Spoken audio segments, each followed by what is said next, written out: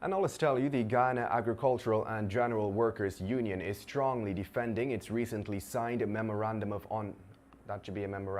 cooperation, with Oilfield Workers Trade Union of Trinidad and Tobago, insisting that good industrial relations does not currently exist in the local oil and gas sector.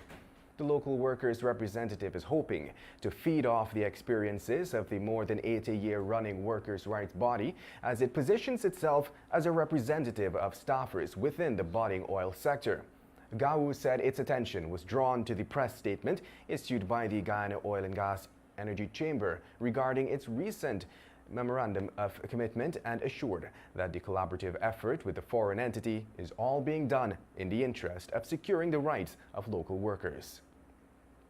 And just before we head to a short break, let's tell you that the Ministry of Legal Affairs is looking to apply part of an Inter-American Development Bank loan to construct a building to house the Essequibo branch of the Chambers of the Director of Public Prosecutions.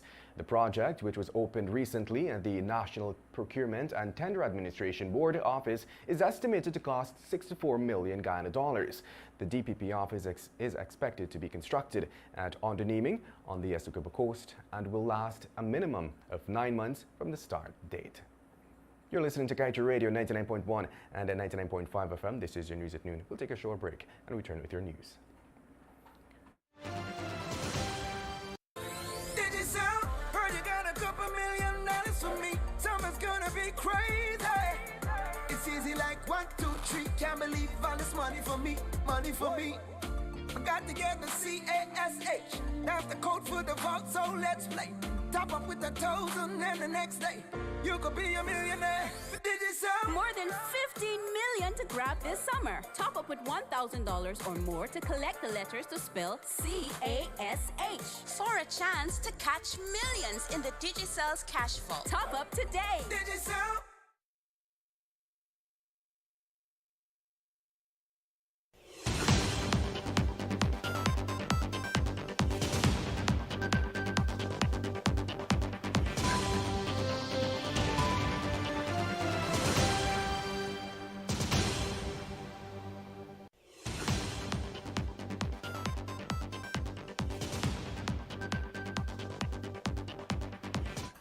Welcome back. Let us continue with your news. A high wine drinking session on Tuesday ended in bloodshed at Blackwater Back Dam, Kaieteur River, Region 7, after a minor was chopped to death and his alleged killer shot dead with an AR-15 rifle, reportedly by a supernumerary constable employed with a mining company in the area.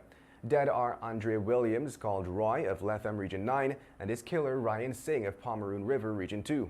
Police investigators reported that the incident took place on the Blackwater Main Road while the two were heading to their camp in an intoxicated state. An argument between the men quickly turned deadly after Singh reportedly armed himself with a cutlass and chopped Williams until he fell to the ground.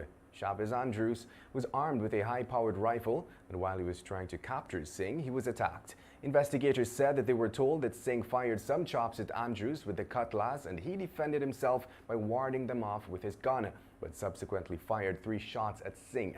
Singh was struck and he reportedly turned and ran, but did not make it as far as he collapsed a short distance away in a clump of bushes. And in other news, a 25-year-old woman who pretended to be an Englishman on Facebook to rob another of $85,000 was on Wednesday spared from being jailed after the victim accepted repayment and dropped the charge against her. The person behind the fake Englishman's Facebook profile was identified as Susan Richards of Goslow Avenue, Northeast La Penitence, Georgetown. And according to investigations conducted by SOCO, she was part of a romance scheme that scammed the woman of $85,000. The court heard that Richards was pregnant and an environment behind bars would not be healthy for her condition. And moving on. International bodies as well as local officials have touted Guyana as the fastest growing economy in the world because of its oil and gas sector. But a former U.S. bureaucrat told President Mohamed Irfaan Ali on Wednesday that his country is only wealthy on paper. This means that as Guyana produces more oil, it is presumed to be rich, and many financial institutions would be willing to finance projects in Guyana, but with high interest rates.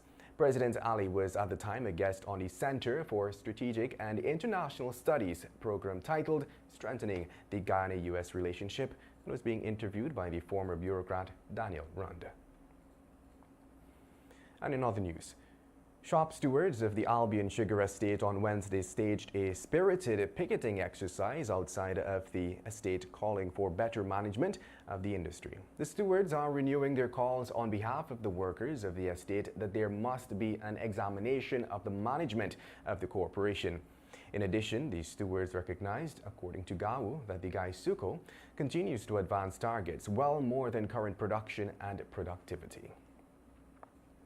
Meanwhile, a number of Guyanese boats and crews have been detained in Suriname after authorities there found them with false fishing licenses. It is understood that the fishing boats are from Georgetown. In search of catch, they made their way to Berbice River and then crossed onto the Suriname waters. They reportedly did not know that the Suriname fishing licenses in their possession were illegal. Based on reports received, they had rented the licenses from Suriname fishermen. With the time now moving on to 12 hours 11 in Guyana, we wrap things up as usual with the page 7 of the Kaieteur News right after this commercial break.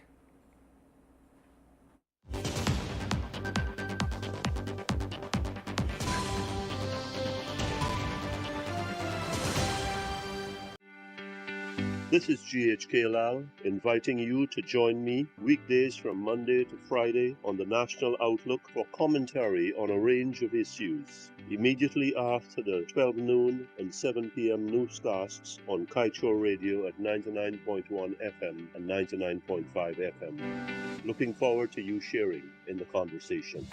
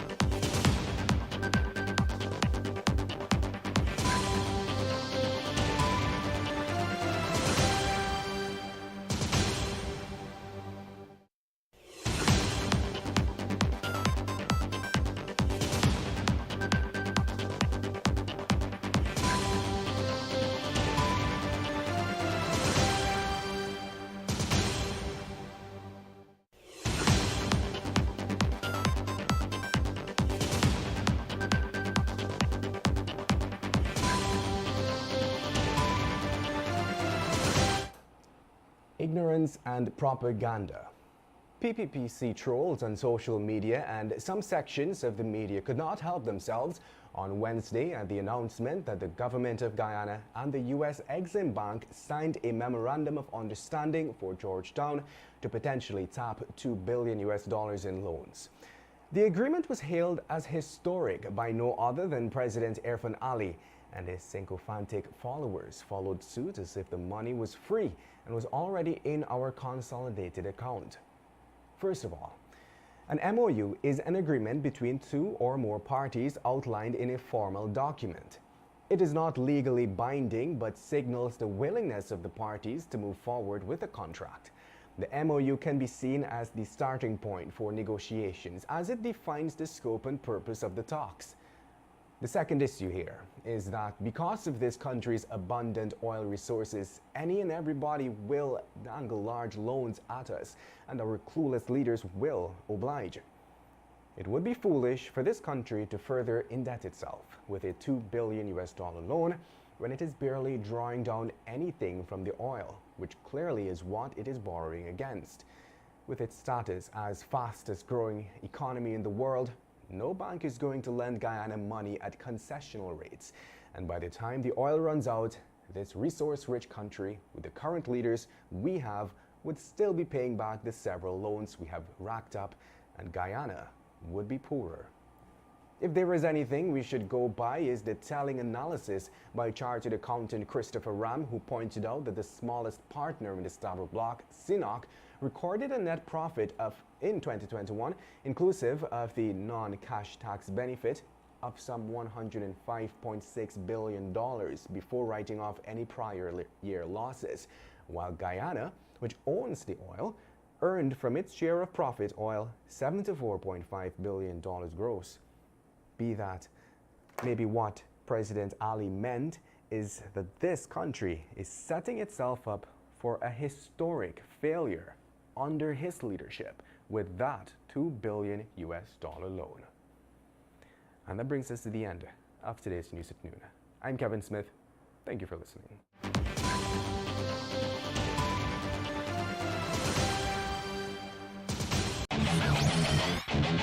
Want value for your advertising dollar? Then place your ads on Kaieteur Radio's newscasts. Streamed live on 6 different mediums, reaching hundreds of thousands. Advertise